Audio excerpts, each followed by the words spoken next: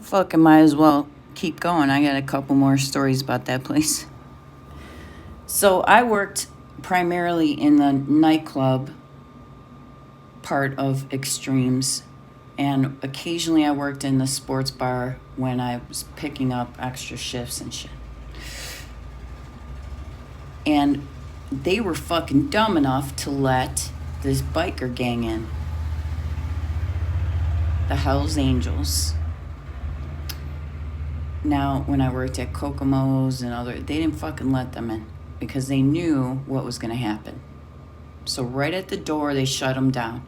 You know? They fucking let them in there.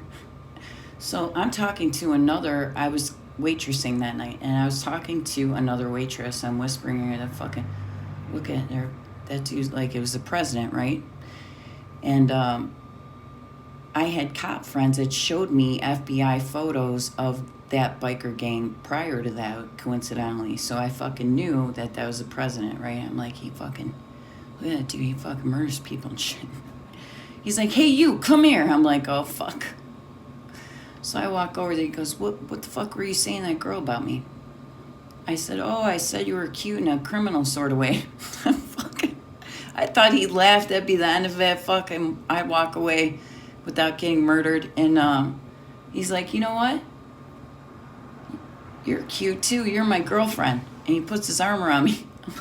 Shit, he was fucked up though. He was really drunk. And I was like, oh, fuck. I gotta get back to work now. I'm gonna get in trouble and get fired. So the staff are like, oh, fuck. Just stay over here. Stay over here.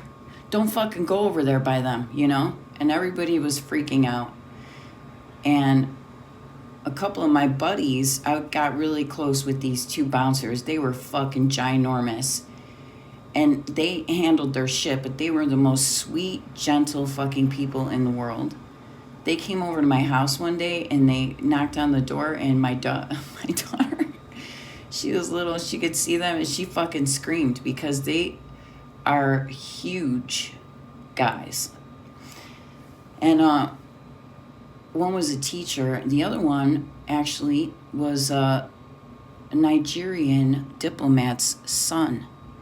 He wanted to make it on his own. We called him Predator because he looked like the Predator in the Predator movie. And he had these long dreads and shit. The other dude was this big fucking white Irish dude. And they were close, and then we were all close together, platonic friends. So she screamed. They scared her. And they felt so bad about it, They were so sweet. So anyway, they were there too, and they were fucking like, oh my God, we gotta fucking look out for you. So the night passed without anything happening, and the same people that owned Xtremz owned this other club. It was a sports bar in the suburbs there, a different suburb close by, and they were open later. So a lot of us would go there and just fucking decompress, we'd have a beer and fucking talk. And it was, quiet in there, relatively speaking, in comparison, we could just relax and then go home. And then, so guess who shows up at this fucking place? That's right, that biker gang. So the girls all surrounded me and fucking kept me hidden. And then, my dudes, my friends, they fucking were close by watching and shit. So all hell breaks loose. All of a sudden, all kinds of bottles start breaking and shit. Fucking shit's getting thrown up in the air, and the place clears out. So here I am exposed. So he sees me, and he picks me up and throws me over his shoulder. So my friends, the bouncer guys, are there, and I see that, and other bouncers too are there that are on staff normally there, and they all like fucking take a step forward like they're gonna approach them, and I knew these guys had guns on them. So I just put my hand up like fucking, I got this, So we went outside, he puts me down, and I look at him right in his eyes. I did not break eye contact. And I told him that I could not go with them because the babysitter would leave my little kids alone.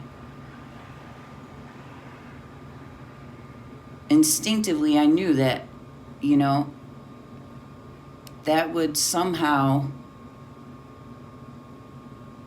trigger the response I needed to get the fuck out of that situation. So he's like, all right, that's fine, but next time you're going with us. I'm like, fine, that's fine. You know? No problem. There's not going to be a fucking next time. You know? That's my story.